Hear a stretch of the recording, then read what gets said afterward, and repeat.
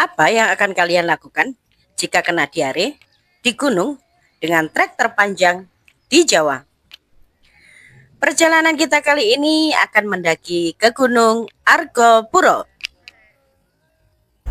Pukul 17.33 kita berangkat dari Madiun. Yang di belakang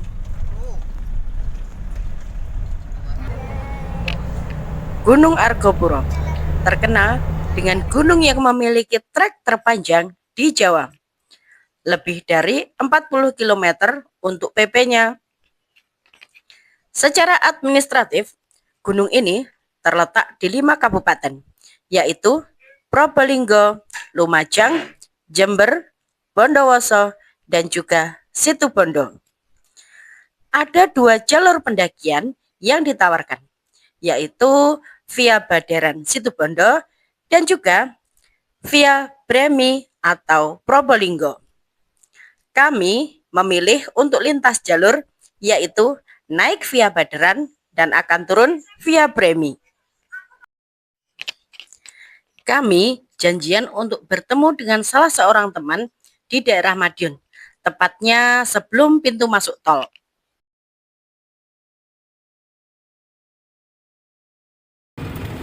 Masuk tol Madiun. Kurang lebih 1,5 jam perjalanan, kami berhenti di rest area daerah Jombang, tepatnya di daerah Teras Dipa 678. Kami makan malam di sana dengan bekal yang dibawa dari rumah. Guys, masih 3 jaman lagi.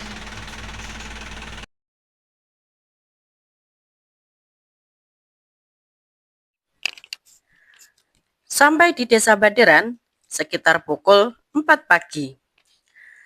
Kami langsung menunaikan sholat subuh dan membersihkan diri. Setelah itu, kami membagi tugas. Ada yang kebagian memasak, ada juga yang membagi perlengkapan tim untuk di-packing. Perlu teman-teman ketahui bahwa kondisi saya saat itu sedang kena diare. Jadi, beberapa kali saya sering ke belakang. Saya juga sudah mencoba minum obat untuk meredakannya. Tapi hasilnya masih belum signifikan. Mobil Elf yang kami sewa tadi langsung putar balik dan ternyata kami punya masalah.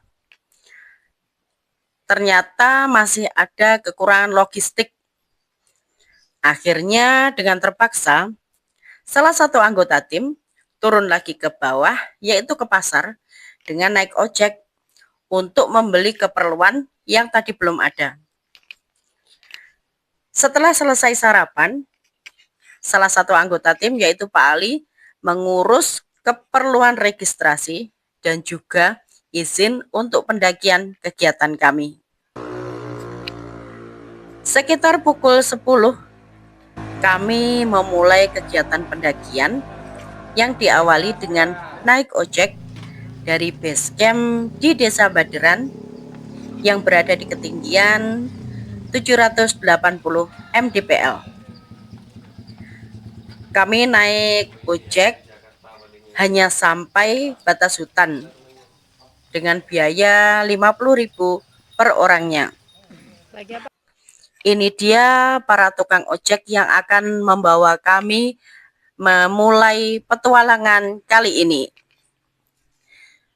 Masing-masing tukang ojek membawa 1 orang beserta dengan kariernya. Jangan ditanya ya, gimana perasaan kami saat naik ojek ini.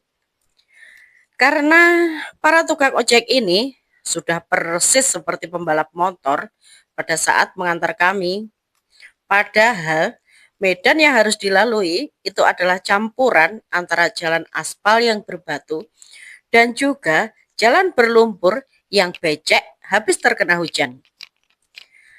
Kami naik ojek hanya sampai di batas hutan saja. Dan inilah pemandangan yang kami rasakan ketika kami naik ojek. Luar biasa, bukan?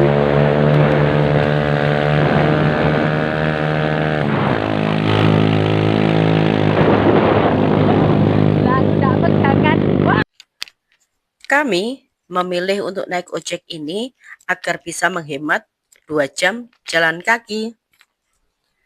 Setelah melakukan briefing dan doa bersama, akhirnya kami mulai melakukan perjalanan dengan berjalan kaki.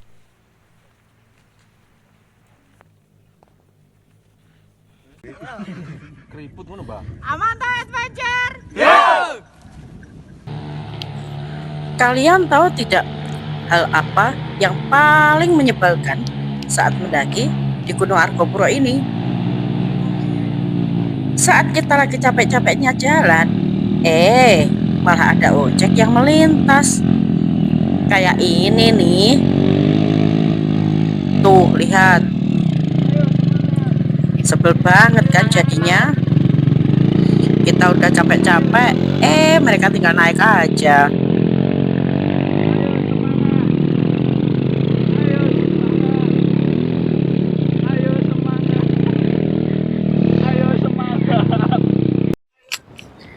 Lagi enak-enaknya jalan, kenapa ini perut mulus lagi ya? Aduh, terpaksa deh nyari tempat dulu buat bangun candi. Buat lubang deh.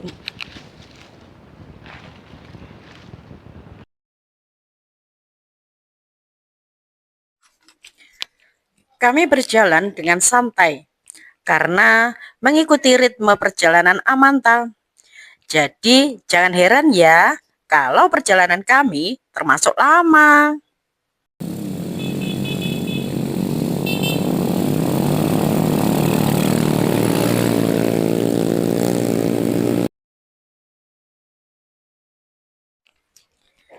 Sampai di pos mata air 1, kami istirahat sejenak. Ketinggian pos mata air 1 ini sekitar 1830 mdpl. Dari base camp ke mata air 1 ini sekitar 4-5 jam kurang lebih. Lanjut, kita jalan lagi dengan medan yang merupakan jalur air. Jadi, kaki kanan harus berjalan di depan kaki kiri secara bergantian. Dan itu rasanya sungguh sangat tidak nyaman. Tuh, perhatikan jalurnya. Karena kita mendaki di saat musim hujan, maka jangan heran jika cuaca cerah, namun tiba-tiba turun hujan.